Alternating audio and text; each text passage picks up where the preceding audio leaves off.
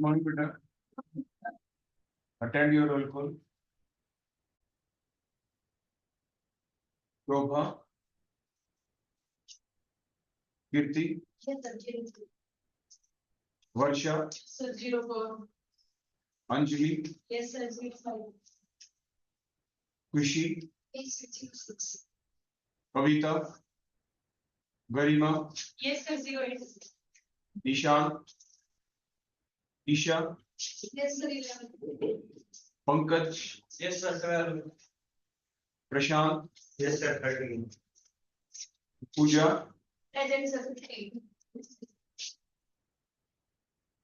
प्रिया, शीतल, सिमरन, भूमिका, दीक्षा, खुशी, रेणु, मुस्कान, हितेश, तमन्ना, नैन्सी, ज्योति, प्रियंका, दीपांशु, सारिका, मुस्कान, साक्षी, अदिति, ज्योति, आर्यन, लक्ष्मी, नैना, संजू, सिद्धार्थ, रिया, तनु, सानू, अंजलि, वंश, मन, हर्ष, रिंकी, मुस्कान, विधि। होगी अटेंडेंस सभी की?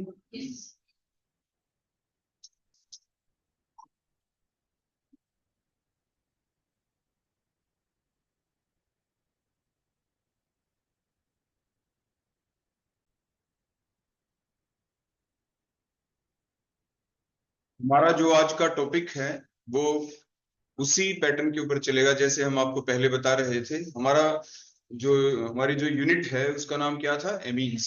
उसमें अभी तक आपने काफी कुछ टॉपिक्स पढ़ लिए हैं, लेकिन कल जैसे आपने देखा था हमारा जो टॉपिक चला हुआ था प्रिपरेशन ऑफ एमीन्स के बारे में, तो उसमें आपने देखा काफी सारे कंपाउंडों से हमने एमीन्स को बनाया। कल वाले टॉपिक में खास तौर पे हमने जो बनाया था तो हमने देखा था सिर्फ उसको साइनाइड और एमाइड से बना के, साइनाइड से और एमाइड से। तो फिर जब हमने साइनाइड एमाइड से तो उसको बना दिया, तो जो रिएक्शन थी आपके सिलेबस में जब हमने एमाइड से बनाया, क्या नाम था उस रिएक्शन का? आपने एमाइड से बनाया था ना, होफमान ब्रोम एमाइड रिएक्शन, जिसमें आपने एमाइड से एमीन को प्रिपेयर किया था। देखो कुछ इस तरीके से, मान लीजिए RC डबल बॉन्ड ONH2 होगा और फिर डिकार्बोनाइलेशन रिएक्शन हो गई। इसमें आपने डाला क्या था? Br2 basic medium. इस टाइप से डिकार्बोनाइलेशन रिएक्शन थी, आपके एमीन्स बन गए थे, आपने ये पढ़ा था। एक चीज कल हमने आपको ये बताई थी, एक दूसरी रिएक्शन जिससे अभी आप बोल रहे थे कि जिसमें जो प्राइमरी एमीन की डिटेक्शन हम कैसे करें। तो प्राइमरी एमीन की डिटेक्शन करने के लिए आप इसमें डालते थे क्लोरोफॉर्म इन बेसिक मीडियम उसी टाइप से और हीट कर देते थे और आइसोसाइनाइड मिल जाते थे हमें इस तरह से। आइसोसाइनाइड ये थी आपकी कार्बाइल एमीन रिएक्शन। ये कौन सी रिएक्शन थी? Carbyl amine reaction. ठीक हो गया। इस रिएक्शन से आपने क्या बनाया? Primary amine. ऐसे ही गैब्रियल थैलीमाइड रिएक्शन थी जो क्या काम आती थी? प्राइमरी एमीन के प्रिपरेशन के लिए। तो फिलहाल जो ये दो रिएक्शन आपको दिख रही हैं, दोनों के अंदर आपको क्या खास चीज दिखाई दी यहाँ पे? अब ध्यान से देखना। यहाँ पे जो ये एसिडमाइड आपको दिख रहे हैं, यहाँ पे जो 2H आपको दिखाई दी, अगर आप चाहें तो इनको कुछ ऐसे दिखा सकते हैं, एक H को ऐसे दिखा सकते हैं। नाइट्रोजन के ऊपर क्या होता है? यहाँ पे लोन पेयर। तो फिर होगा क्या? क्योंकि नाइट्रोजन के ऊपर आपको यहाँ पे क्या दिख रहे हैं? बोलो, लोन पेयर। नाइट्रोजन के ऊपर क्या है? Lone pair. तो फिर क्या करें हम? आपके पास यहाँ पे जो Br2 है, Br2 यहाँ पे देखो हमने ये लिख दिया Br सिंगल बॉन्ड दिया, देखो ऐसे करके। और जो बेस है आपके पास यहाँ पे K पॉजिटिव, और बोलो कौन है ये, OH नेगेटिव। देखो इस तरह। अब अगर हम मैकेनिज्म की बात करें तो रिएक्शन कैसे चली होगी, किसने किसको इलेक्ट्रॉन दिए होंगे। तो देखो बड़ी सिंपल सी बात है यहाँ पे कि ये, क्योंकि हम इसको बेस कह रहे हैं, K positive OH negative, it means ये अपने इलेक्ट्रॉन पेयर किसको दे, H को दे। क्योंकि कोई भी नेगेटिवली चार्ज स्पीसी अब अगर अपने इलेक्ट्रॉन पेयर H को दे दे तो बेस H को छोड़ के किसी दूसरे एटम को दे दे तो वो कौन, न्यूक्लियोफाइल। तो अब इसने अपने इलेक्ट्रॉन बोलो किसको दिए, यहाँ पे H को। देखो H, देखो इसने अपने इलेक्ट्रॉन H को दे दिए। H को क्यों दिए, इसलिए दिए ताकि ये जो H है अपने इलेक्ट्रॉन छोड़ दे। ये क्यों छोड़ दे, ये इसलिए छोड़ दे क्योंकि नाइट्रोजन अपने लोन पेयर अब किसको देना चाहता है, बोलो यहाँ पे ब्रोमीन। और ये दोनों इलेक्ट्रॉन अगले ब्रोमीन के पास चले गए, और ये दोनों इलेक्ट्रॉन कहाँ पे आ गए, नाइट्रोजन के पास। आ गई बात समझ में। तो हुआ क्या, देखो R, ये C, ये डबल बॉन्ड O है। मैं दो स्टेप को इकट्ठा लिख रहा हूं यहाँ पे। पहली स्टेप के अंदर बेस ने अपने इलेक्ट्रॉन H को दिए, नाइट्रोजन पे नेगेटिव चार्ज आ गया, उसको न्यूट्रलाइज करने के लिए नाइट्रोजन ने अपने लोन पेयर दे दिए Br को, नाइट्रोजन के ऊपर कोई चार्ज आएगा नहीं। नाइट्रोजन का नया बॉन्ड बोलो किसके साथ बन गया, बोलो यहाँ पे Br के साथ। और नाइट्रोजन के पास अभी भी एक H बाकी है, देखो ये रहा NH2 था ना, एक H अभी यहाँ पे इसके पास बाकी है। ठीक हो गया, इतना क्लियर हो गया। तो मीन्स यहां से बोलो निकला कौन, ये Br नेगेटिव आयन। कौन निकल गया था यहाँ से, Br नेगेटिव। अब अगली स्टेप में देखो, इन द नेक्स्ट स्टेप दोबारा से बेस है आपके पास, तो देखो वही K पॉजिटिव OH नेगेटिव। देखो ये रहा बेस, ये अपने इलेक्ट्रॉन बोलो किसको दे, इसने इलेक्ट्रॉन किसको दिए, H को दिए। अगर दे दिए तो दोनों इलेक्ट्रॉन NH बॉन्ड के किसके पास रह जाएंगे, नाइट्रोजन के पास। इस पे ऐसे तो नेगेटिव चार्ज आ जाएगा, लेकिन फिर दोबारा से क्योंकि ब्रोमीन मोर इलेक्ट्रोनेगेटिव, दोनों इलेक्ट्रॉन अपने पास है, Br नेगेटिव निकल गया। तो अब की बार क्या बन गया, बोलो यहाँ पे ये R, ये C, ये डबल बॉन्ड O, और बोलो यहाँ पे कौन है, ये N। और नाइट्रोजन के पास पहले से बोलो कितने लोन पेयर होते हैं, एक लोन पेयर ही होता है, 3 बॉन्ड जब थे तो एक लोन पेयर देखो ये रहा। और ये जो दोनों इलेक्ट्रॉन देखो ये NH बॉन्ड के दोनों नाइट्रोजन के पास रह गए थे, एक लोन पेयर देखो ये आ गया ना यहाँ पे। तो मीन्स ये जो स्पीसी आपके पास यहाँ पे बन गई Br नेगेटिव फिर से निकल गया।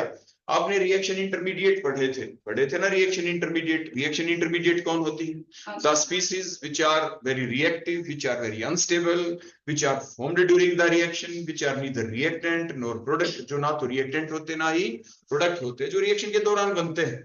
आपने पढ़ा था वो कौन कौन से थे, कार्बन के ऊपर आ जाए पॉजिटिव चार्ज तो कार्बोकेटाइन, कार्बन के ऊपर आ जाए नेगेटिव चार्ज तो कार्बोनाइन, कार्बन के ऊपर रह जाए अकेला इलेक्ट्रॉन तो फ्री रेडिकल, कार्बन कार्बन के बीच में ट्रिपल बॉन्ड आ जाए और बेंजीन जैसी स्ट्रक्चर में आ जाए इस टाइप से तो बेंजाइन कह देते थे। ऐसे ही नाइट्रोजन के ऊपर अगर आपको दिख जाए इस टाइप से एक लोन पेयर की बजाय एक और लोन पेयर दिख जाए, या दोनों इलेक्ट्रॉन ये अलग अलग दिख जाते हैं अलग अलग ऑर्बिटल में, तो ये कहलाते हैं नाइट्रीन्स। बोलो क्या कहलाते हैं, नाइट्रीन्स।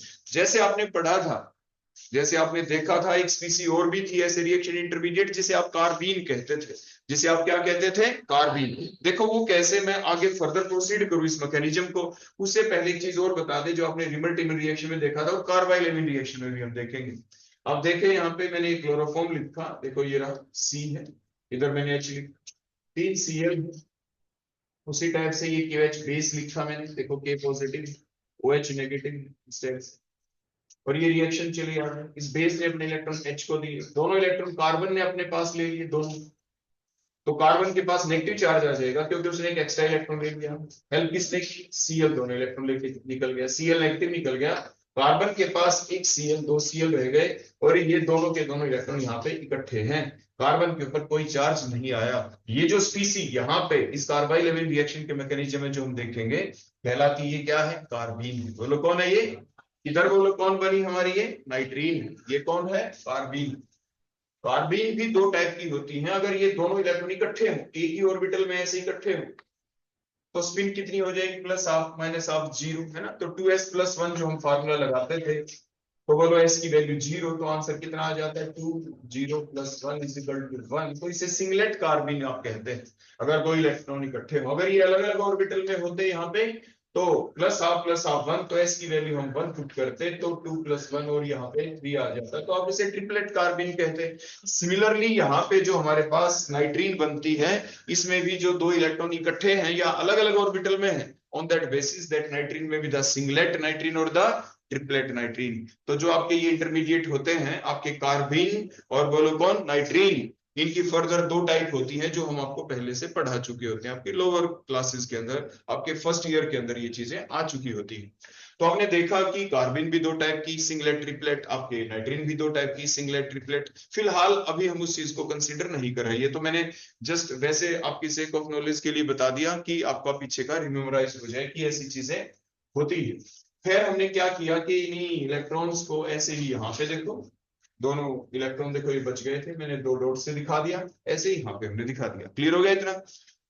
तो यहां तक दोनों रिएक्शन का मैकेनिज्म आपने देख लिया। ये जो पहली स्टेप थी यहाँ पे कार्बाइल एमीन रिएक्शन के अंदर, ये स्टेप तो कॉमन है, जब आप पढ़ते थे आपकी कौन सी रिएक्शन, रिमल्टीमन रिएक्शन, उसके दौरान भी यही स्टेप होती थी। वहां पर भी यही डाइक्लोरोकार्बिन बनता था रिमल्टीमन रिएक्शन में, यही सेम आप रिएजेंट डालते थे, क्लोरोफॉर्म और केएच, यही आपने यहाँ पे प्राइमरी एमीन में डाल दिया, यही आप फिनोल में डालते थे। वहां पे रिवर्टिबल रिएक्शन कहलाती थी, यहाँ पे इस प्राइमरी एमीन में आपने डाला तो ये कार्बाइल एमीन रिएक्शन कहलाई, कार्बाइल एमीन बनने वाले, आइसोसाइनाइड बनेंगे हम। अब इसमें आगे क्या करें और उसमें आगे क्या होगा, हम दोबारा से लौट आते हैं अपनी इसी स्टेप के ऊपर। अब उसके बाद देखो होगा क्या, बड़े ध्यान से देखो, ये जो आर ग्रुप है, आर जिसे एल्काइल ग्रुप कहते हैं, आप क्या कहते हैं, एल्काइल, ये दोनों के दोनों इलेक्ट्रॉन लेके देखो ऐसे, दोनों के दोनों इलेक्ट्रॉन अगर ये आर ले जाए तो इस कार्बन के ऊपर बोलो कैसा चार्ज आ जाएगा, पॉजिटिव चार्ज। कैसा आ जाएगा, क्योंकि आप ध्यान से देखें कार्बन और आर के बीच के जो 2 इलेक्ट्रॉन है, एक आर का है और एक इस कार्बन का है।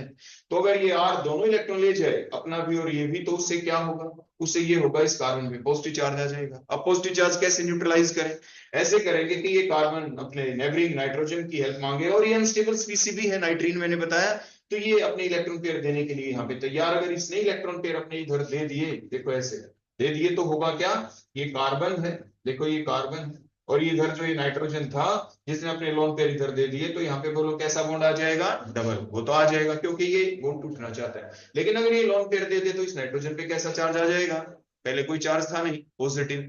अब ये पॉजिटिव चार्ज ताकि ना आए, इसीलिए तो ये अल्काइल शिफ्ट होगी, ये आर यहां से अपना एक एक्स्ट्रा इलेक्ट्रॉन लेके जाएगा, और वो बोलो किसको दे देगा, यहाँ पे नाइट्रोजन को। तो मीन्स देखो ये नाइट्रोजन के साथ, ये 2 डॉट के साथ ये आर, ये 2 इलेक्ट्रॉन वही हैं जो यहाँ पे थे, ये नया बॉन्ड बन गया आर का एन के साथ। नाइट्रोजन पे अब कोई चार्ज नहीं आएगा, नाइट्रोजन ने इलेक्ट्रॉन आगे दे दिए तो उसको पीछे से मिल भी गया एक इलेक्ट्रॉन, उस पर कोई चार्ज नहीं आया, और सी के ऊपर क्या लगा हुआ था, ये डबल बॉन्ड ओ। तो इसे अल्काइल आइसोसाइनेट कहते हैं। बोलो क्या कहते हैं, अल्काइल आइसोसाइनेट। क्यों आइसो, क्यों, देखो आर जो है, आर के आगे ग्रुप जो लगा हुआ है फंक्शनल ग्रुप, वो एनसीओ है। अगर सीएनओ होता, यहाँ पे सी होता, फिर एन होता, फिर ओ होता, उसे साइनेट ग्रुप कहते हैं।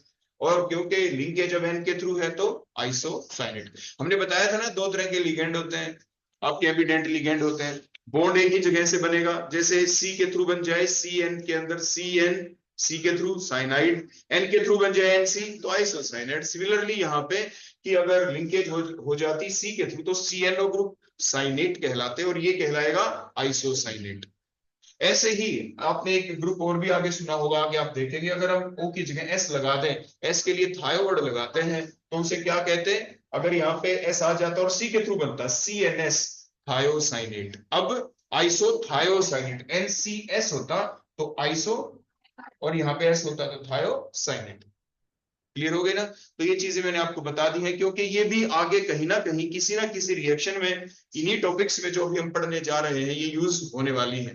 तो इसलिए वो नेमिंग मैंने आपको पहले बता दी कि किस तरीके से आप उनको पुकारेंगे, कैसे आप उनको बोलेंगे। तो अब ये बन गया आपका। अब इसके बाद अब क्या करें आगे, यहाँ पे आपके एल्काइल आइसोसाइनेट तो बन गया। अब एक ही चीज बच गई, बड़ी सिंपल सी चीज, बोलो क्या। आपने देखा था, क्या देखा था, कि कार्बन नाइट्रोजन के जो बीच बॉन्ड होते हैं, they are very very highly sensitive towards the hydrolysis. या तो फर्दर मैकेनिज्म भी दिखा सकते, कोई ऐसी बात नहीं तो डायरेक्ट आपको दिख रहा है नाइट्रोजन के ऊपर स्लाइट नेगेटिव चार्ज होगा तो कार्बन के ऊपर क्या होगा, स्लाइट पॉजिटिव। तो ये जो बॉन्ड है highly sensitive towards the hydrolysis है, तो इधर स्लाइट नेगेटिव की तरफ इधर 2 H पॉजिटिव आएंगे, क्योंकि 2 बॉन्ड का क्लीवेज, और इधर क्या आएंगे, 2 OH नेगेटिव आ जाएंगे ना इस स्टेप से। तो बोलो ये क्या बन गया, RNH2 जो हम बनाना चाहते थे। यहाँ पे क्या बना बोलो, यहाँ पे कार्बन के ऊपर एक से ज्यादा OH आ जाए तो अनस्टेबल, बोलो क्या निकला, वाटर, और क्या निकला, O है तो CO2, तो CO2 निकल गई, H2O निकल गया, RNH2 बन गया, प्राइमरी अमीन बन गया। हमारा क्या बन गया, प्राइमरी अमीन। यानी इस तरीके से आप दिखा सकते हैं। ठीक हो गया, समझ में आ गई बातें।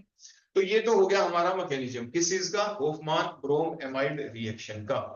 अब हम चलते हैं एक दूसरी साइड में, जो कार्बाइल अमीन रिएक्शन हमने यहाँ पे लिख रखी थी। उस पर्टिकुलर रिएक्शन में आप क्या देख पाएंगे, आप इनको है ना, जो मैंने यहाँ पे दिखाया वाटर का अटैक होते हुए, आप उसको स्टेप बाय स्टेप भी दिखा सकते हैं। ठीक है ना, तो भी यही चीज होनी होती है यहाँ पे, कि भाई जो अपने वाटर जो इलेक्ट्रॉन पेयर देगा वो कहाँ देगा, किस हिसाब से देगा, कौन किसके ऊपर अटैक करेगा।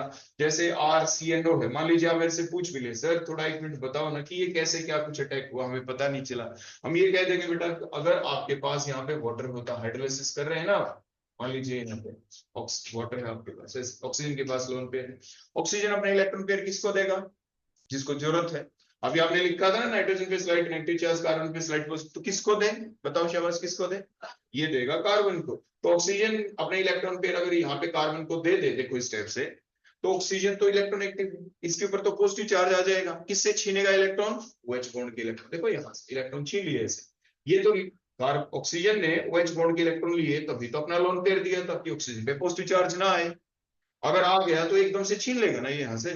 तो अगर इसने इलेक्ट्रॉन यहाँ पे दिए, कार्बन के बॉन्ड गिने 1 2 3 4 है ना, तो एक बॉन्ड टूटेगा, पाई बॉन्ड, तो इलेक्ट्रॉन देखो यहाँ पे चले गए, क्योंकि that is highly sensitive toward the hydrolysis. मैंने बताया इलेक्ट्रॉन जाने तो ऑक्सीजन की तरफ चाहिए थे ना, लेकिन ये बॉन्ड ज्यादा सेंसिटिव है, स्टेबिलिटी की तरफ हर चीज जाना चाहती है, तो दोनों इलेक्ट्रॉन इधर चले गए, और जाने के बाद बोलो क्या हुआ, नाइट्रोजन पे कैसा चार्ज आएगा, नेगेटिव, और नेगेटिव के पास कौन आएगा, ये पॉजिटिव। तो देखो क्या चीज बन गई यहाँ पे, ये C डबल बॉन्ड OH है, और यहाँ पे बोलो कौन जा लगा, OH, और बोलो उसके बाद यहाँ पे कैसा बॉन्ड हो गया, दोनों इलेक्ट्रॉन जाने से सिंगल, ये N हो गया, यहाँ पे R हो गया, और एक क्या जा लगा बोलो इसके ऊपर, H, N नेगेटिव था तो नेगेटिव, जो भी नेगेटिव चार्ज आएगा यहाँ पे, ये एकदम से बोलो ये इलेक्ट्रॉन, ये H पॉजिटिव, इसको मिल जाएगा यहाँ से, हो गया ना। अब एक स्टेप और बच गई बस, दोबारा से इस कार्बन के ऊपर बोलो कैसा चार्ज है, स्लाइट पॉजिटिव चार्ज है, इसके ऊपर क्या स्लाइट नेगेटिव चार्ज है, फिर उसी टाइप से रिएक्शन होगी। सेकंड स्टेप, वही ऑक्सीजन के लोन पेयर इसके ऊपर अटैक, फिर वही ये बॉन्ड अब की बार क्लीवेज ही हो जाएगी, नाइट्रोजन पे नेगेटिव, नेगेटिव के पास पॉजिटिव आ जाएगा।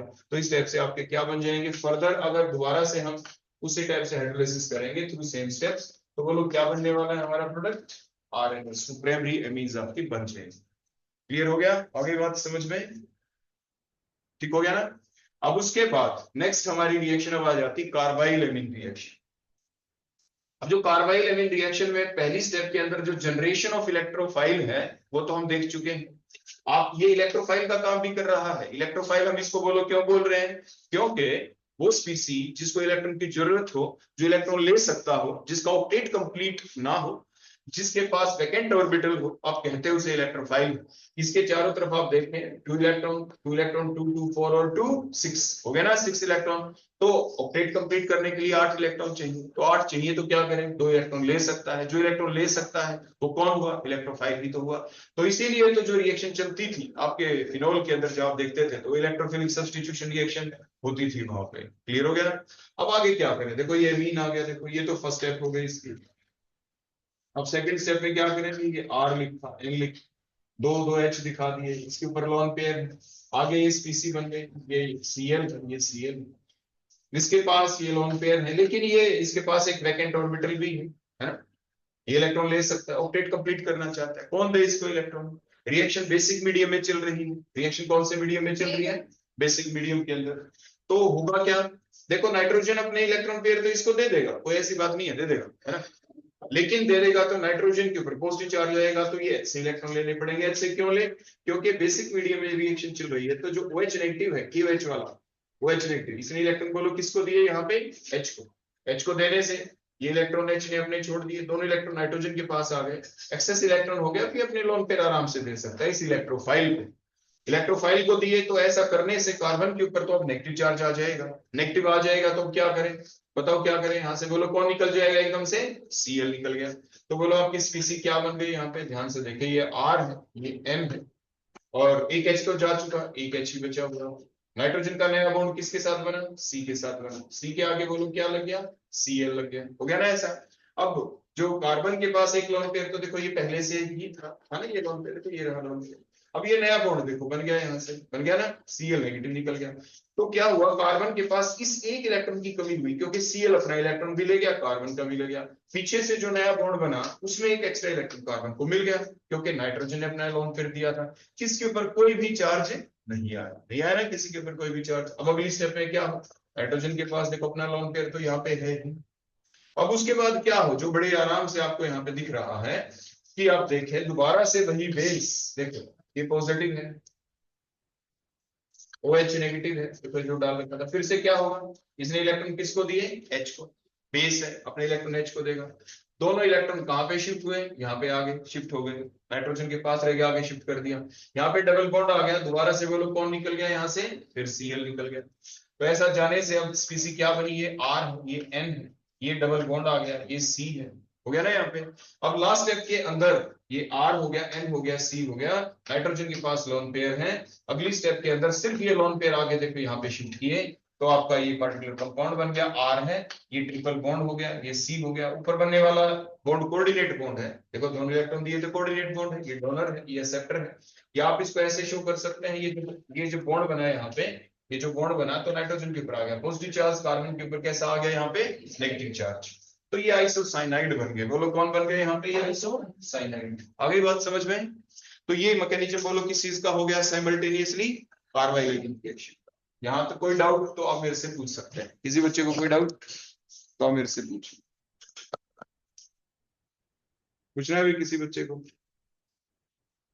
आपके एग्जाम में देखो मैकेनिज्म दे रखे तो मैकेनिज्म पूछा जा सकता है, डायरेक्ट सीधा मैकेनिज्म आपको लिखना है। कन्वर्जन आते हैं तो वो भी आप सीधा कि कन्वर्ट RCONH2, मैंने बताया था एसिडोमाइड को किसमें कन्वर्ट करें, एमीन्स के अंदर, तो हुकमान ब्रोमाइड, सिंपल आप रिएजेंट लिख देते हैं। तो इस तरीके से आपको इन चीजों का ध्यान रखना है।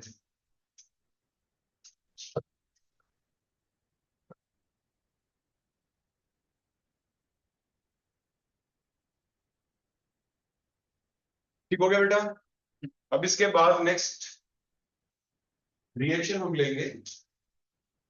कल हमने देखा था कि एक ऐसा फंक्शनल ग्रुप बच गया था जिसको हमें एमीन्स में कन्वर्ट करना था।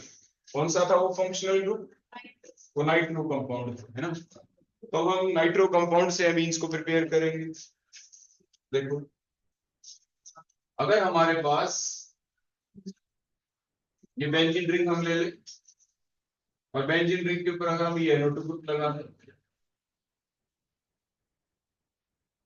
ये नाइट्रो बेंजीन की स्ट्रक्चर हो गई। और अगर हम इसकी रिडक्शन कर दें, हम इसमें H2 में एनाइड डाल के रिडक्शन करते हैं, हम इसमें लिथियम एल्यूमिनियम हाइड्राइड डाल के रिडक्शन करते हैं इस तरह से, तो होगा क्या, आपके जो NO2 ग्रुप है उसकी रिडक्शन हो जाएगी, और वो बोलो किसमें कन्वर्ट हो जाएगा, NH2 में।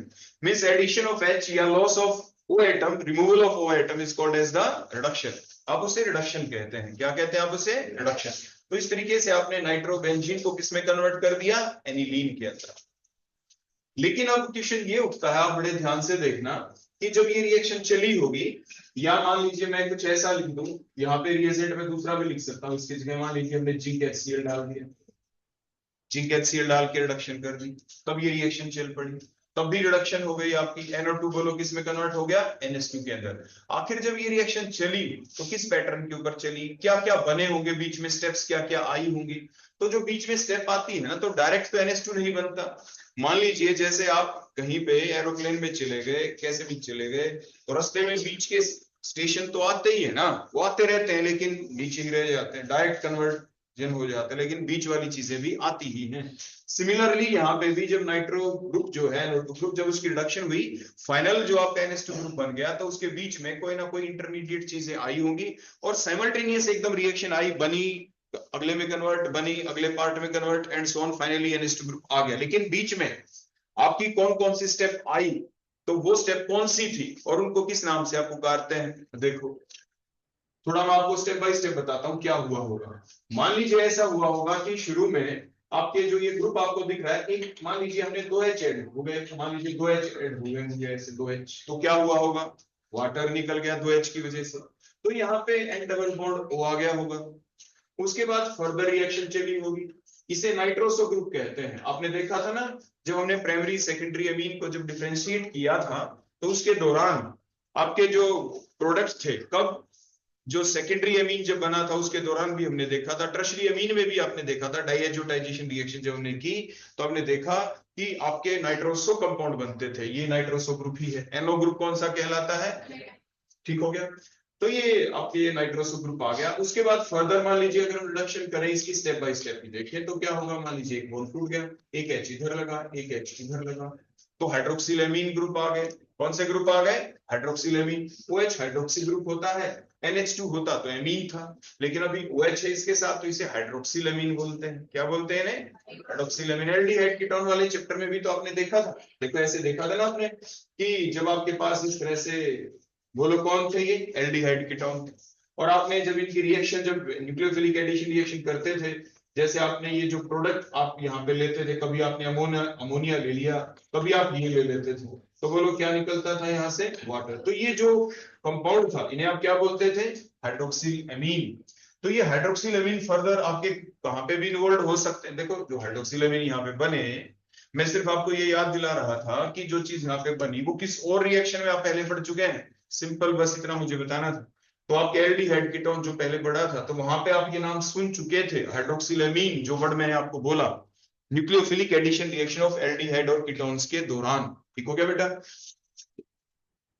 तो अब देखो ये हाइड्रोक्सिलेमीन बन गए थे। उसके बाद देखो फर्दर रिडक्शन अगर हो जाए तो एक एच इधर है, एक एच इधर है, बोलो क्या होगा? अब बन गए आपके, बोलो कौन? बेंजीन रिंग के ऊपर क्या जा लगा यहाँ पे? बोलो NH2। कहने का अभिप्राय क्या है कि बीच में जैसे जैसे स्टेप आपकी आती है तो क्या क्या बनते होंगे। आपके सबसे पहले क्या बनता है? नाइट्रोसो ग्रुप आ जाता है, उसके बाद हाइड्रोक्सिलेमीन आ जाता है, उसके बाद आपके एमीन ग्रुप ही आ जाता है। ऐसा देखो मैं आपको फिर से याद दिला दूं, आपने कभी ऐसा पढ़ा होगा, देखो क्या पढ़ा होगा। आपने ये पढ़ा था कि देखो दो सीरीज में आपको बताता हूँ क्योंकि कोरस्पॉन्डिंग नेचर है इनका। मान लीजिए मैं यहाँ पे कार्बोक्सिलिक एसिड को ले लेता हूँ आपके सामने, ध्यान से देखना, कार्बोक्सिलिक एसिड समझ के याद रखना, जो मैंने आपको पहले बताई थी रिडक्शन सीरीज। ये रिडक्शन सीरीज थी आपकी नाइट्रो कंपाउंड की। ऐसे ही रिडक्शन सीरीज पहले आपने पढ़ी थी, जैसे कार्बोक्सिलिक एसिड शुरू में होता, और अगर हम इसकी रिडक्शन देखो स्टेप बाय स्टेप बता रहे हैं, यहाँ पे एक एच इधर आता, सिर्फ एक ही आता, सिर्फ एक एच आता है ना, एक ही बॉन्ड होता, दो में से एक होता, तो क्या होता? R होता, C होता, यहाँ पे OH आ जाता, यहाँ पे दोनों क्या, OH कार्बन के ऊपर एक से ज्यादा OH, तो क्या होता? अनस्टेबल। तो उससे क्या बन जाता? H2O। एक एच और यहाँ पे हमें लिखना होगा क्योंकि रिडक्शन कर रहे हैं ना, एक बॉन्ड टूटा, एक एच ऊपर और एक नीचे, तो क्या बन गए आपके? RC डबल बॉन्ड, और बोलो क्या? H एल्डिहाइड बनते थे। आप फर्दर रिडक्शन करते थे, देखो स्टेप बाय स्टेप सीरीज बता रहे हैं, एक एच ऊपर लगा, एक एच नीचे, तो बोलो क्या बन गया? RC, एक एच पहले से था, एक एच इधर, तो ये OH बन गया। फर्दर अगर हम रिडक्शन कर दें, ये बॉन्ड फिर से क्लियर, एक एच ऊपर, एक एच नीचे, एल्केन्स बन गए। बोलो क्या बन गए आपके? एल्केन्स। आप कुछ समझ पा रहे हो मेरी बात? ये जो सीरीज होती है ना, कई बार आपके कॉम्पिटिटिव एग्जाम या कहीं और ऐसे पूछा जा सकता है, किसको यही ना पता हो कि पहले क्या बनता है, बाद में क्या, बाद में क्या। आपने क्या देखा, नाइट्रो कंपाउंड की रिडक्शन करते हैं तो सीक्वेंस में पहले नाइट्रोसो ग्रुप आएगा, उसके बाद हाइड्रोक्सिलेमीन आएंगे, उसके बाद ही NH2 ग्रुप आएगा। सिमिलरली जब आप कार्बोक्सिलिक एसिड की जब आप रिडक्शन करते हैं तो स्टेप बाय स्टेप चले, तो पहले एल्डिहाइड बनते हैं, उसके बाद एल्कोहल्स बनते हैं, उसके बाद एल्केन्स बन जाते हैं। समझ में आ गई कुछ बात? इसे रिवर्स सीरीज चले, इसे रिवर्स, ये थी ऑक्सीडेशन सीरीज, बोलो कैसी थी? या रिडक्शन थी? ये रिडक्शन सीरीज थी। रिडक्शन सीरीज की ऑपोजिट कर दें, मतलब अगर यहाँ पे आपके जो एल्केन होते, थोड़ा सा ऑक्सीडेशन कर दिया तो क्या हुआ? अल्कोहल, फिर थोड़ा सा कर दिया एल्डिहाइड, फिर और कर दिया कार्बोक्सिलिक एसिड। ऐसे ही ऑक्सीडेट आपकी ऑक्सीडेशन कर दी हाइड्रोक्सिलेमीन, फिर नाइट्रोसो, और उसके बाद नाइट्रो कंपाउंड बन जाते हैं।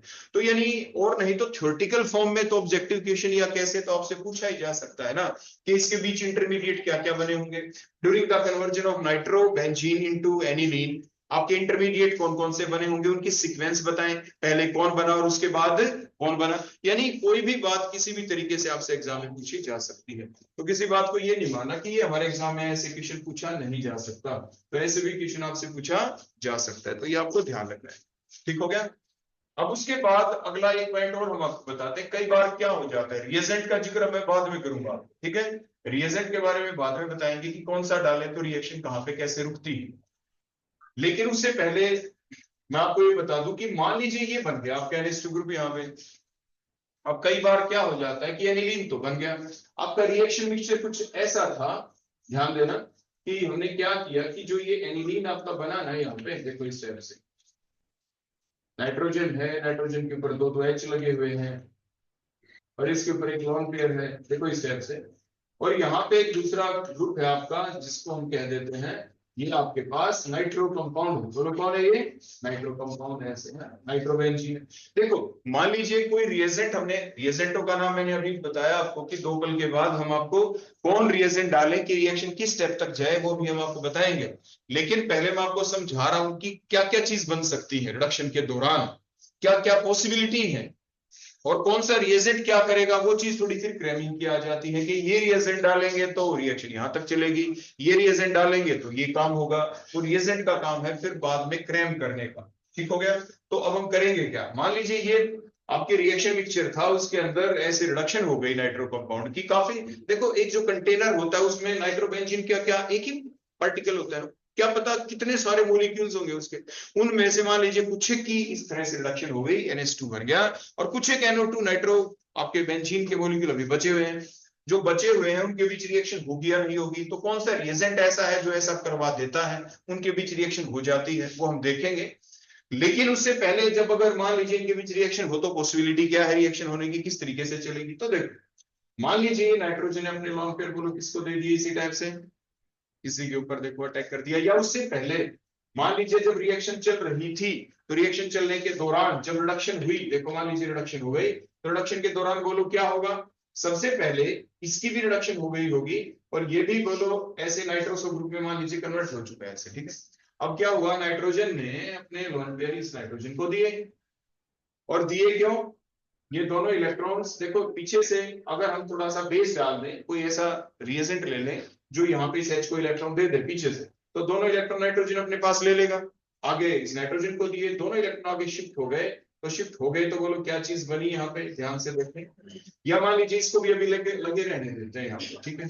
तो ये आगे शिफ्ट हो गया, शिफ्ट होने के बाद बोलो क्या बना, ध्यान से देखें, ये नाइट्रोजन हो गया, सॉरी ये बेंजीन रिंग हो गया, बेंजीन रिंग के आगे ये नाइट्रोजन हमने लगा दिया, नाइट्रोजन के ऊपर सिर्फ एक ही H बच गया, देखो सिर्फ एक H बच गया, नया बॉन्ड बन गया यहाँ पे, किसके साथ बना, इस नाइट्रोजन के साथ बन गया, ये सिंगल बॉन्ड हो गया, है ना।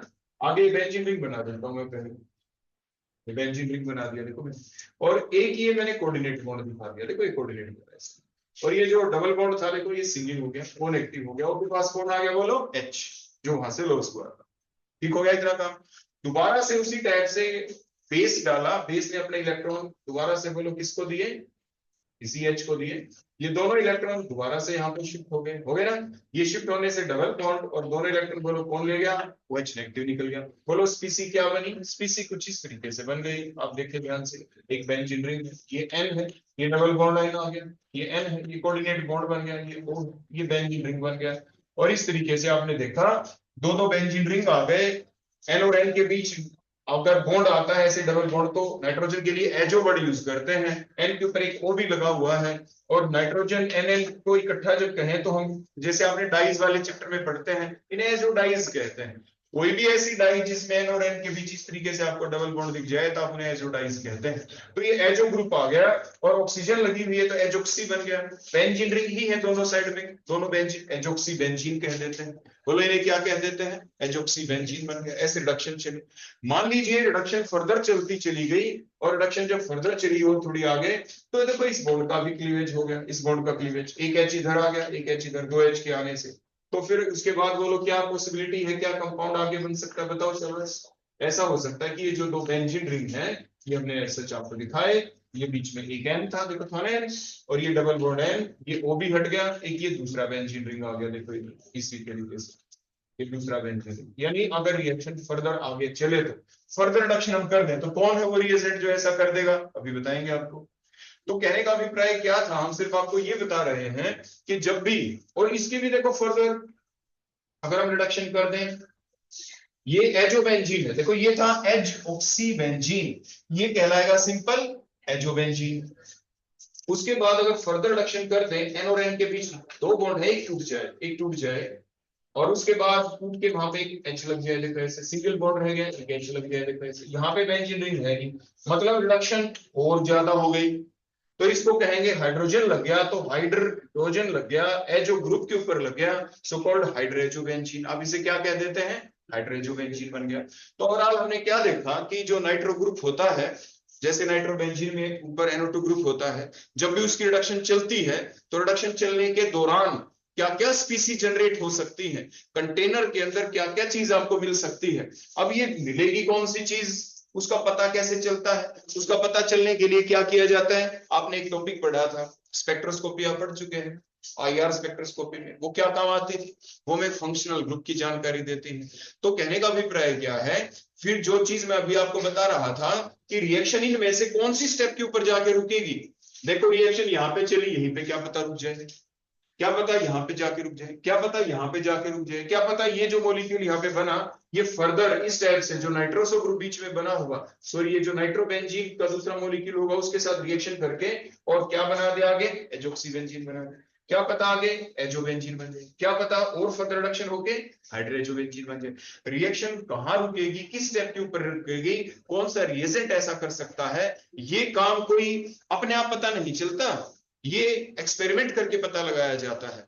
जब आप इस कंपाउंड के अंदर कोई रिएजेंट डालेंगे, रिएजेंट डाल दिया ना आपने, डालने के बाद आपने हीट किया, हीट करने के बाद आप क्रोमेटोग्राफी टेक्निक चलाते हैं साथ के साथ। क्रोमेटोग्राफी क्या बताती है कि जो आपने शुरू में रिएक्टेंट लिया था उस रिएक्टेंट का क्रोमेटोग्राफी TLC प्लेट के ऊपर या पेपर क्रोमेटोग्राफी के ऊपर कोई ना कोई स्पॉट आएगा ना, इसका स्पॉट जिस पोजीशन पे आया, जो सॉल्वेंट आपने ले रखे थे RF वैल्यू आपने डिटरमाइन कर ली, उसके कुछ समय के बाद आपने फिर स्पॉटिंग की, फिर देखा जो स्पॉट पहले आ रहा था वो डिसअपियर हो गया, नया स्पॉट आना शुरू हो गया, या पुराना स्पॉट भी है एक और नया आ गया। नया आने का मतलब क्या है, रिएक्शन चल पड़ी, आपके कुछ रिएक्टेंट भी बचे हुए हैं और रिएक्शन आगे चल पड़ी। तो ये तो होता है तरीका रिएक्शन को देखने का कि वेदर का प्रोग्रेस ऑफ रिएक्शन आपकी हो रही है या नहीं हो रही, रिएक्शन की प्रोग्रेस भी हो रही है कि नहीं हो रही है, ऐसे देखा जाता है क्रोमेटोग्राफी टेक्निक की हेल्प से। फिर क्या हुआ कि मान लीजिए आपकी रिएक्शन कंप्लीट हो गई, रिएक्शन जब कंप्लीट हुई कोई ना कोई प्रोडक्ट तो लास्ट में बनेगा ना। अब प्रोडक्ट कौन सा बना इनमें से कैसे पता चले, देखो जो प्रोडक्ट बना आपके सामने मैंने रख दिया वॉच गिलास के ऊपर, तो क्या आप उसको ऐसे देख के ऑब्जर्व करके आप बता सकते हो, उसमें दिखता थोड़ी ना है कि ये कार्बन रहा नाइट्रोजन रहा, कोई ना कोई टेक्निक हमें अपनानी पड़ती है। फिर हम IR स्पेक्ट्रोस्कोपी हमने देखते हैं, NMR देखते हैं, मास देखते हैं, ये अलग अलग हमारी स्पेक्ट्रोस्कोपिक टेक्निक है जिसकी हेल्प से हम ये पता लगाते हैं कि जो भी प्रोडक्ट हमारा बना आखिर वो कौन है, उसकी स्ट्रक्चर क्या है। तो IR स्पेक्ट्रोस्कोपी, NMR मैंने बताया, उसके बाद मास बताया, ये तीन टेक्निक ऐसी हैं जो स्ट्रक्चर डिटर्मिनेशन के आती हैं काम। IR तो जैसे आप पढ़ चुके हैं, IR में आपने देखा था फंक्शनल ग्रुप का पता चल जाता है कि जो भी हमारा प्रोडक्ट बना उसके अंदर फंक्शनल ग्रुप कौन सा है। तो देखो हर जगह फंक्शनल ग्रुप चेंज होता जा रहा है ना, तो अगर फंक्शनल ग्रुप चेंज होगा तो जो पीक आएंगी IR स्पेक्ट्रा के अंदर वो अलग अलग आएंगी ना, अलग अलग टाइप की आएंगी। तो जो पीकों को, पीक्स की जो वैल्यू को देखते हुए कि कौन सी पीक आई हुई है, हम ये पता लगा लेंगे कि इनमें से कौन सा इंटरमीडिएट बना और कौन सा रिएजेंट हमने डाला था। तो इस तरह से एक टेबल बन जाएगी हमारे पास। क्या टेबल बनी कि ये रिएजेंट हम डालते हैं ना तो ये बनता है हमारा फाइनल प्रोडक्ट। ऐसे ही बाद में दूसरा रिएजेंट डाल के रिएक्शन करके देखते हैं, ये रिएजेंट डालते हैं ना तो एजोक्सीबेंजीन बन जाता है फाइनल प्रोडक्ट। ये तीसरा रिएजेंट डालते हैं तो हमारी रिएक्शन में एजोबेंजीन बन जाएगा फाइनल प्रोडक्ट। और अगर ये रिएजेंट डालते हैं तो हाइड्रोजोबेंजीन बन जाता है फाइनल प्रोडक्ट। आप मेरी बात कुछ समझ पा रहे हैं कि रिएजेंट हमें क्यों याद रखने पड़ते हैं। फिर हम रिएजेंटों के बारे में बाद में एक्सप्लेनेशन चलती है कि इस ये एक स्ट्रॉन्गर रिड्यूसिंग एजेंट है, ये ज्यादा कर देता है, फिर हम उन रिएजेंटों की स्ट्रक्चर देखते हैं, फिर स्ट्रक्चर के आधार के ऊपर फिर हम थ्योरेटिकल एक्सप्लेनेशन बनाते हैं कि ये स्ट्रॉन्गर रिड्यूसिंग एजेंट उससे ज्यादा क्यों है, ये कम क्यों वो ज्यादा क्यों है। जैसे लिथियम एल्यूमिनियम हाइड्राइड हो गया, सोडियम बोरोहाइड्राइड हो गया, तो लिथियम एल्यूमिनियम हाइड्राइड ज्यादा रिएक्टिव होता है as compared to the sodium borohydride, ऐसा हो जाता है। मतलब ऐसे हम एक टेबल बना देते हैं कि कौन किसकी रिडक्शन कर सकता है, तो बाद में हम उसको क्रैम करना शुरू कर देते हैं। आप याद करते हैं ना कि ये डालो तो रिडक्शन पार्शियल होगी, ये डालो तो रिडक्शन कंप्लीट हो जाएगी। तो वो टेबल हमेशा ही एक्सपेरिमेंट करने के बाद बनाई जाती है। हम थ्योरेटिकल तरीके से हम तुक्के नहीं लगा सकते कि ये डाल दो हो जाएगी रिएक्शन, ऐसा नहीं करना होता है। ये सारे एक्सपेरिमेंटल फैक्ट होते हैं जो कलेक्ट किए जाते हैं एक्सपेरिमेंट करने के बाद, और उनको फिर किताबों में ऐसे छाप दिया जाता है। कुछ आगे बेटा बात समझ में, तो यहां तक कोई भी डाउट आपको नजर आ रहा हो, जितनी चीजें मैंने आपको करके दिखाई तो आप मेरे से पूछ सकते हैं, अदरवाइज फिर हम आपको आगे प्रोसीड करेंगे। कोई डाउट तो बेटा पूछें, फिर हम रिएजेंटों के नाम आपको बताएंगे कि कौन सा रिएजेंट ले और किस टाइप की रिडक्शन हो जाएगी। ये चीज अभी हम फिर आपको बताएंगे।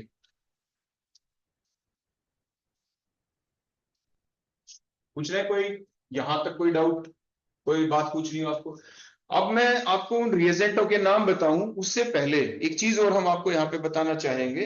देखो वो चीज क्या है, वो चीज ये है कुछ कि देखो, मान लीजिए मैं ये जो नाइट्रो कंपाउंड आपको यहाँ पे दिखाई दिया और जो मैं यहाँ पे जिंक HCl जैसे मान लीजिए मैंने डाला, तो अगर मैं ये आपसे पूछूं कि बेटा ये बताओ कि ये डालने से रिएक्शन अगर यहाँ तक हमें पहुंचानी हो तो जिंक ने क्या काम किया होगा और HCl ने क्या काम किया होगा, भाई थोड़ा बताएं आप हमें, है ना?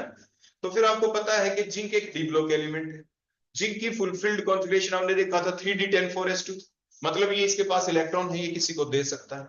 जब ये इलेक्ट्रॉन किसी को देगा तो कहाँ दे, किस तरीके से दे, तो फिर वो जो चीज है ना वो थोड़ी अभी मैं आपको बताने वाला हूँ, ठीक हो गया ना? लेकिन वो चीज मैं आपको बताऊं उससे पहले, नहीं तो देखो फिर मैं इसको क्लियर कर दूंगा ना इस सारे वाले पोर्शन को। मैं पहले आपको कुछ रिएजेंटों के नाम बता देता हूं। आप रिएजेंटों के नाम आपने जो नोट्स बना रखे हैं आप उसके अंदर चेक करना, और आपने अगर पढ़ रखे तो आप खुद बता दो मेरे को। आपके सामने नोट्स होंगे ना आपके, लिख रखा है आपने बिल्कुल सारी चीजें, या नहीं लिख रखी? लिख रखी है तो बताओ शाबाश, आप ही बता दो, बताओ शाबाश। अगर हम ये बताओ कि H2 डाल दें तो रिएक्शन कौन सी स्टेज के ऊपर जाके रुकेगी, बताओ शाबाश। अगर हम H2 डाल दें तो reaction will stop at which stage, क्या बनेगा प्रोडक्ट देखो? हाँ क्या बनेगा? एनिलीन, बिल्कुल ठीक है। अब आगे बताओ नेक्स्ट, अगर हम ये चाहते हैं कि अगर हम लिथियम एल्यूमिनियम हाइड्राइड डाल दें तो क्या होगा? तो क्या बन जाएगा? एनिलीन बन जाएगा, ठीक हो गया। ये तो बीच के इंटरमीडिएट स्पीसी है जो बनती हैं रिड्यूस हो जाती है, बनती हैं रिड्यूस हो जाती है, इस तरह से क्लियर हो गया। उसके बाद ये बताओ एक रिएक्शन ऐसी है जिसको हम इलेक्ट्रोलिटिक रिडक्शन बोलते हैं, क्या बोलते हैं? इलेक्ट्रोलिटिक रिडक्शन में कौन सा रिएजेंट आपने डाल रखा है बताओ? इलेक्ट्रोलिटिक का मतलब होता है करंट भी पास करेंगे, इलेक्ट्रोलाइसिस भी करेंगे, और इलेक्ट्रोलाइसिस के द्वारा आप रिडक्शन कर रहे हैं, इलेक्ट्रोलिटिक रिडक्शन। बोलो आपने क्या लिख रखा है वहां पे? हाँ हाँ बेटा, वीक एसिडिक मीडियम हम साथ के साथ करते हैं तो क्या होगा, जब हम रिडक्शन करेंगे तो उसके दौरान शुरू में तो क्या बनेगा, बताओ शाबाश, एक एनोमली आ जाती है उसके दौरान। बोलो क्या बनेगा, किस हिसाब से होगी रिएक्शन, क्या चेंज आने वाला है? रिएक्शन पहले किस स्टेज के ऊपर जाके रुकी? देखो ये अलग अलग जो रिएक्शन चल रही है ना उसमें बचे हुए बेंजीन रिंग की जितने कार्बन है ना उन सभी जगह के ऊपर H है, देखो कुछ H है हमारे पास, H है, ठीक है। यहाँ पे भी H है, यहाँ पे भी H है। तो जब आपने देखा इलेक्ट्रोलिटिक रिडक्शन आपने की, वीकली एसिडिक मीडियम किया, तो उसके बाद क्या कोई रीअरेंजमेंट होती है या नहीं होती? हाँ, तो वो किसमें होगी? हाईली एसिडिक मीडियम में। वो तो किस टाइप से होती है, वो किसका इंटरचेंज हो जाता है आपस में, किस तरीके से? हाईली एसिडिक मीडियम में क्या होगा, यहाँ पे जो आप एसिडिक मीडियम लेते हैं तो H पॉजिटिव आ गया, ऑक्सीजन अपने लॉन्ग पेयर दिए, देखो इसको दे दिए ना यहाँ पे, देने के बाद क्या होगा बोलो, ऑक्सीजन के ऊपर कैसा चार्ज आ जाएगा? पॉजिटिव। इस दोनों इलेक्ट्रॉन को कौन अपने पास ले लेगा? ये। तो क्या निकल गया? वाटर। जो वाटर यहाँ पे निकला और इसके ऊपर कैसा चार्ज आ गया? पॉजिटिव। तो ये पैरा पोजीशन वाला जो H है ये दोनों इलेक्ट्रॉन लेके हाइड्राइड शिफ्ट होके इस नाइट्रोजन के पास चला जाएगा, तो ये क्या बन जाएगा बोलो? NH2 group. और ये जो यहाँ से इस कार्बन के ऊपर जो क्या आएगा बोलो? Positive charge. तो यहाँ पे जो हमारे पास वाटर होगा इस टाइप से, तो ये क्या करेगा बोलो? वाटर H से इलेक्ट्रॉन लेके और यहाँ पे क्या कर देगा बोलो? अटैक। OH ग्रुप यहाँ पे लग जाता है। कहने का अभिप्राय आपने क्या देखा, जब आप इलेक्ट्रोलाइटिक रिडक्शन कर रहे हैं हाईली एसिडिक मीडियम कर देते हैं तो उसके दौरान हाईली एसिडिक मीडियम होने की वजह से सबसे पहले हाइड्रोक्सिल जो एमीन होता है जो OH ग्रुप होता है उसकी प्रोडक्ट वो क्या हो जाती है? प्रोटोनेशन। प्रोटोनेशन का मतलब ऑक्सीजन अपने लोन पेयर किसको देता है? इस H को, जो कहां से आए? एसिडिक मीडियम से।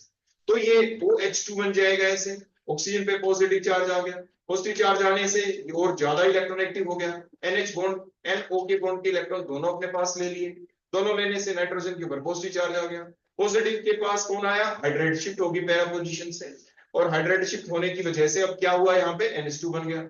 इस कार्बन के ऊपर पॉजिटिव चार्ज आया तो यहाँ पे किसने अटैक किया? इस न्यूक्लियोफाइल ने, वाटर जो था।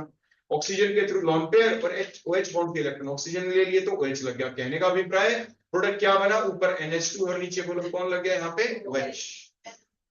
बोलो प्रोडक्ट का नाम क्या है? पैरा एमिनो फिनोल आप इसे कह देते हैं। ये कब हुआ? जो आपने इलेक्ट्रोलिटिक रिडक्शन की और कौन से मीडियम में की? चलो ठीक है। अब ये तो हमारा बन गया, और आपने ये भी बता दिया कि एनिलीन स्टेज के ऊपर रिएक्शन रुकती कब है। ठीक हो गया। अब हम थोड़ी आगे चलते हैं, अब हम इस पोर्शन के ऊपर आ जाते हैं आगे। ठीक है, तो जैसे ही हमने क्या किया कि आपके जो आपके नाइट्रो कंपाउंड ले लिए, आपने कॉपी में तो ऐसे ही लिख रखा है ना कि बेंजीन के ऊपर NO2 नाइट्रोबेंजीन है, नाइट्रोबेंजीन में आपने कोई रिएजेंट डाले, नाइट्रोबेंजीन को आपने 2 बार लिख रखा है, बाइमोलिकुलर रिडक्शन लिख रखी है। 3 पॉसिबिलिटी है बनने की प्रोडक्ट, एक तो कौन बनेगा, या तो एजोक्सीबेंजीन या एजोबेंजीन या हाइड्रोजोबेंजीन, ऐसे बनेगा। तो उसके बाद क्या क्या डालें कि कब कौन सा आपका प्रोडक्ट बनेगा, बताओ शाबाश, ये कब बनेगा, जब हम क्या डालें, glucose in presence of base. आपने पढ़ा होगा, नहीं तो +2 में तो आपने पढ़ा ही था कि जो ग्लूकोज होता है ना, ग्लूकोज जब आप उसके अंदर NaOH डाल देते हैं, बेस डाल देते हैं, तो एक रिएक्शन चलती है, एक रीअरेंजमेंट चलती है, डी ब्रूगन डिकेंस्कियन रीअरेंजमेंट बोलते हैं जिसे, जिसके अंदर होता क्या था, जो ग्लूकोज है, ग्लूकोज फ्रक्टोज और मैनोज में इक्विलिब्रियम में सेटअप हो जाता है। जो ग्लूकोज है, ग्लूकोज नहीं रहता, ग्लूकोज मैनोज में और फ्रक्टोज तीनों में इक्विलिब्रियम सेटअप हो गया। अगर आप कभी भी ग्लूकोज ले लो, उसमें थोड़ा बेस डाल दो, बेस डाल दोगे तो क्या होगा, अब जो आपका बीकर है उसमें अकेला ग्लूकोज नहीं रहेगा, क्या बन जाएगा, उसके अंदर मिक्सचर मिलेगा, ग्लूकोज का भी, मैनोज का भी और फ्रक्टोज का भी। क्लियर हो गया इतना तो। अब लेकिन उसके बाद क्या है भाई, टोटोमेरिज्म भी चल सकती है। जब हम उस मैकेनिज्म को वहां पे देखते हैं, तो जो ग्लूकोज होता है, और क्योंकि ग्लूकोज में आपने देखा है कि एल्डिहाइड ग्रुप भी होता है, इसीलिए तो हम उसको रिड्यूसिंग शुगर भी बोलते थे। ग्लूकोज में 6 कार्बन होते हैं, 1 2 3 4 5 6, पहले कार्बन के ऊपर एल्डिहाइड ग्रुप होता है, C डबल बॉन्ड O। तो जो एल्डिहाइड ग्रुप होता है, मतलब एल्डिहाइड की क्या करेंगे हम, वहां पे क्या हो जाती है, वहां पे रिडक्शन। तो जिसकी रिडक्शन होती है और दूसरे का क्या करता है, ऑक्सीडेशन, ऐसे होता है। तो कहने का अभिप्राय क्या होता है, लेकिन वहां पे उस पर्टिकुलर जो एल्डिहाइड ग्रुप है, उस एल्डिहाइड ग्रुप से साथ वाला कार्बन है, वहां पे जो H होता है, तो वहां पे टोटोमेरिज्म चल जाती है।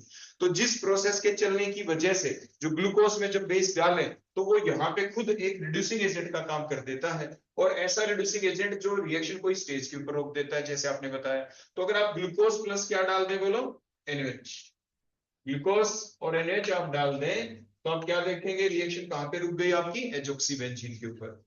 की बजाय अगर आप ग्लूकोज NaOH की बजाय क्या डाल दें, कौन सा रिएजेंट डालें, जिंक NaOH डालें, लेकिन जिंक NaOH आप अकेला जिंक NaOH डाल रहे हैं या मिथेनॉल की प्रेजेंस में डाल रहे हैं, ये भी डिपेंड करता है। तो मींस जिंक NaOH डालें या साथ मिथेनॉल डालें, उसके बेसिस के ऊपर ही रिएक्शन या तो एजोबेंजीन के ऊपर रुकेगी या हाइड्रोजोबेंजीन के ऊपर। तो अगर मैं रोकनी हो एजोबेंजीन स्टेज के ऊपर, तो बोलो क्या डालें, जिंक और जिंक NaOH और मिथेनॉल हम साथ के साथ डाल देते हैं। अगर मिथेनॉल ना डालें तो हाइड्रोजोबेंजीन तक आपकी रिडक्शन हो जाती है। क्लियर हो गया ना। तो ये थे कुछ कुछ रिएजेंट जो आपको ध्यान रखने थे, कि जिनके बेसिस के ऊपर, क्योंकि एग्जाम में तो क्वेश्चन आ जाएगा ना, कन्वर्ट दिस इनटू दिस, तो दिस इनटू दिस जब कन्वर्जन आए, तो आपको तो उन रिएजेंटों के नाम क्रैम करने ही पड़ेंगे, याद आपको करने ही पड़ेंगे। ठीक हो गया, क्लियर हो गया इतना आपके सामने। अब उसके बाद एक आखिरी चीज जो हम आपको बताना चाहते हैं यहाँ पे, वो ये है, ध्यान से देखना बेटा, अब इधर देखो एक सेकंड के लिए। मान लीजिए ये नाइट्रोबेंजीन मैंने यहाँ पे लिख दिया, और मान लीजिए मैंने यहाँ पे जिंक लिख दिया, जिंक। अब क्या करें हम, जिंक तो लिख दिया हमने। अब जो रिएक्शन चलेगी अब यहाँ पे, ये नाइट्रोबेंजीन की जो रिडक्शन होगी यहाँ पे, तो कैसे होगी, किन स्टेप्स के थ्रू होगी, कौन क्या करता होगा। तो देखो, हो सकता है ऐसा होता हो कि जो ये,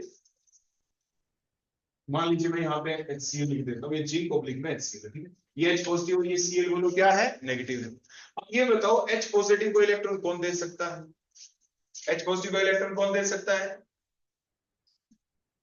शाबाश बताओ। देखो आप इसको ऐसे भी लिख सकते हैं, N पॉजिटिव है और O क्या है, नेगेटिव है।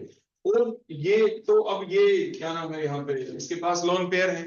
तो ओवरऑल जो मैं आपको बताना चाहता हूँ, जो धीरे धीरे स्टेप चलेगी वो कुछ ऐसे चलेगी कि यहाँ पे क्या हुआ कि ऑक्सीजन ने, देखो इसके ऊपर नेगेटिव चार्ज है, ये इलेक्ट्रॉन H वहां पे लग जाएगा, या इस ऑक्सीजन के पास अब लोन पेयर है, तो यहाँ पे बोलो कौन लग जाएगा, ये भी अपने दे सकता है। क्वेश्चन ये उठा, नाइट्रोजन के ऊपर पॉजिटिव चार्ज फिनिश कैसे हो, उसको इलेक्ट्रॉन दे कौन, उसको इलेक्ट्रॉन बोलो कौन देगा, उसको जो इलेक्ट्रॉन देता है वो ये मेटल देता है, जिसका नाम क्या है, जिंक। जिंक यहाँ पे इसको इलेक्ट्रॉन देता है, और जब ये इलेक्ट्रॉन दे देगा यहाँ पे, जब एक इलेक्ट्रॉन दे देगा तो बोलो जिंक के ऊपर कैसा चार्ज आएगा? अगर मान लीजिए एक इलेक्ट्रॉन दे दे तो एक पॉजिटिव चार्ज, अगर एक इलेक्ट्रॉन दे दे, अगर एक इलेक्ट्रॉन और दे दे तो जिंक के ऊपर कैसा चार्ज आएगा? Positive charge. अब क्वेश्चन आपके दिमाग में ये आया होगा ना, ये ऐसे क्यों हो रहा है? क्योंकि साथ में एसिड डाल रखा है, एसिड डाल रखा है तो ये जो H पॉजिटिव है ये भी फ्री नहीं, क्योंकि H पॉजिटिव को इलेक्ट्रॉन कौन दे रहा है? बोलो यहाँ से ऑक्सीजन दे रही है। और यहाँ पे जो बच गया Cl, ये Cl की अट्रैक्शन किसके साथ बनती जा रही है? बोलो Zn के साथ। तो अब Zn2 प्लस, तो बोलो एक Cl ऊपर से आया था, एक यहाँ से आया, बोलो क्या बन गया? ZnCl2। कुछ आ गई ना बात समझ में? कहने का अभिप्राय मेरा क्या था कि जब कभी भी हम नाइट्रो जो बेंजीन है, जब हम उसकी रिडक्शन कर रहे हो, क्या डाल के कर रहे हो? जिंक और HCl, तो इन दोनों का पर्पस हमें पता होना चाहिए कि कौन क्या कर रहा है। जिंक का काम लगातार होगा अपने इलेक्ट्रॉन देना, एक एक करके देगा इलेक्ट्रॉन, बोलो किसको देगा? नाइट्रोजन को। ये ध्यान रखना है। क्या ध्यान रखना है? बोलो जिंक हर बार अपने इलेक्ट्रॉन किसको देगा? नाइट्रोजन को। और उसके बाद ये ऑक्सीजन अपने इलेक्ट्रॉन किसको दे रहा है? बार बार हाइड्रोजन को। और फाइनली ये N और O के बीच के बॉन्ड टूटते चले जाएंगे, N के ऊपर आपके क्या नाम इलेक्ट्रॉन ये देता चला जाएगा, और आखिरकार जब नाइट्रोजन के ऊपर भी नेगेटिव चार्ज आएगा तो नाइट्रोजन को कहां से मिलेगा? यहाँ से H मिल जाएगा मीडियम से। तो फाइनली हमें NH2 ग्रुप मिल जाता है। कौन सा मिल जाता है? बोलो NH2।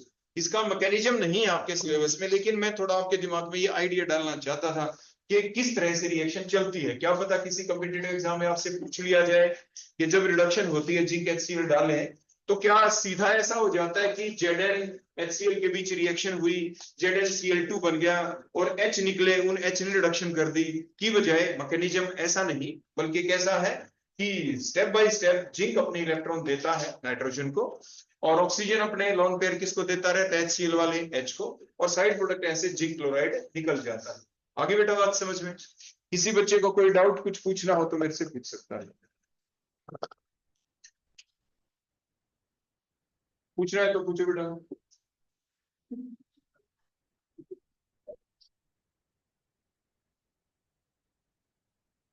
है कोई डाउट?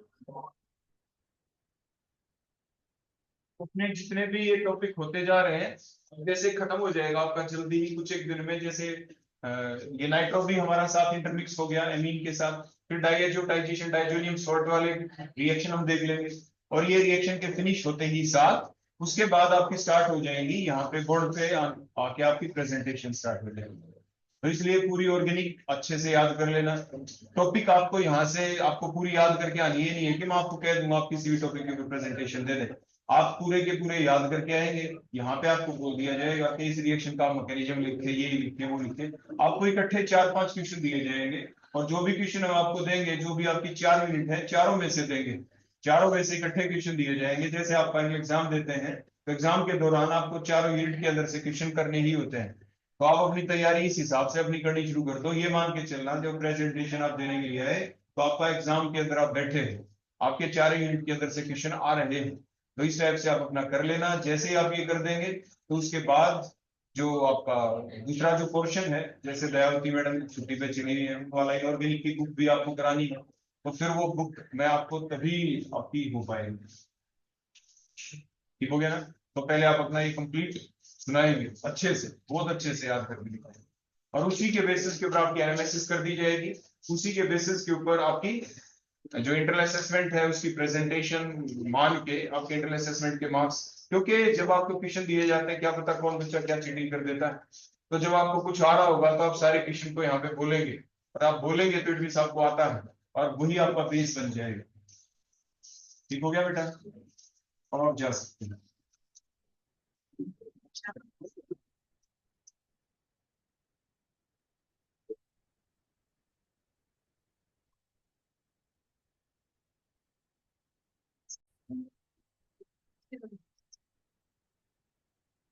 थैंक यू कुछ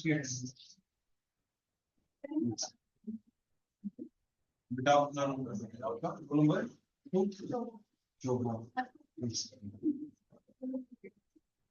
आपका नेक्स्ट 6 क्या नाम बेटा? आपकी बेटा 61 आपकी बेटा Good morning, sir.